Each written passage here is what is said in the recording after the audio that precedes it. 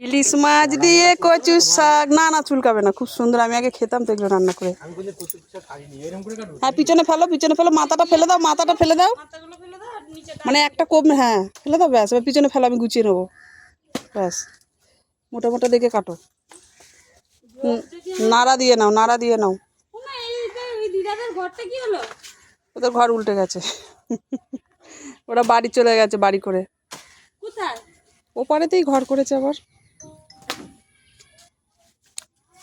কচুর শাক দিয়ে রানী, কি দিয়ে কচুর শাক করলে ভালো লাগে বল?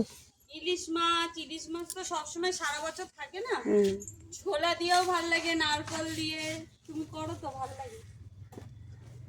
কালকেই খেলাম, কে জানে তোরা আসবি, তোরা তো শুধু সারপ্রাইজ দিতেই থাকিস, বলে কয়ে আসতে হয়। কি এবার ফেলো না, ভালো তো ওগুলো, আমি ওগুলো নেবো না তো, আমি যেগুলো নিয়ে আর বেচে বুঝে নি, আমি বেচে বুঝে ঠিক না ভাই, মোটাটা কাটো। ও মা তোমরা কি করাচ্ছ? রেসপেক্ট মানুষ।